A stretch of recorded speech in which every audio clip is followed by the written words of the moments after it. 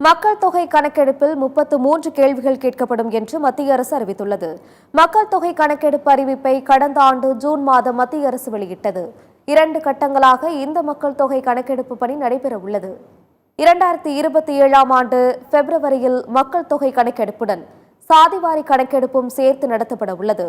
வரும் ஏப்ரல் 1ஆம் தேதி முதல் செப்டம்பர் வரை வீடுகள் பட்டியலிடுதல் மற்றும் வீடுகள் கணக்கெடுப்பு பணி நடைபெற உள்ள நிலையில் மத்திய அரசு புதிய அறிவிக்கையை வெளியிட்டுள்ளது. இந்திய பதிவாளர் ஜெனரல் மிருத்யுஞ்சய் குமார் நாராயண் வெளியிட்ட அறிக்கையில், குடிமக்களிடம் மக்கள் தொகை கணக்கெடுப்பு அதிகாரிகள் கேட்க வேண்டிய 33 கேள்விகள் இடம்பெற்றுள்ளன. குடிமக்கள் வசிக்கும் வீடுகளின் உரிமையாளர், அதன் பயன்பாடு, வீட்டின் தரை மற்றும் சுவர் கட்ட பயன்படுத்தப்பட்ட பொருள்கள், வீட்டின் தலைமையாளரின் பாலினம், கட்டடத்தின் எண், மக்கள் தொகை வீட்டு எண், வீட்டின் உரிமையாளர் எந்த சமூகத்தைச் சேர்ந்தவர் என்பதை கேட்டறியப்படும்.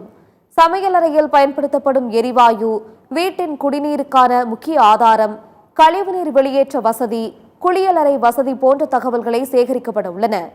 மேலும் வானொலி, தொலைக்காட்சி, கணினி, லேப்டாப், கைபேசி, அறிதிறன் பேசி, இணைய வசதி உட்பட 33 கேள்விகள் குடிமக்களிடம் கேட்கப்படும் என்று தெரிவிக்கப்பட்டுள்ளது.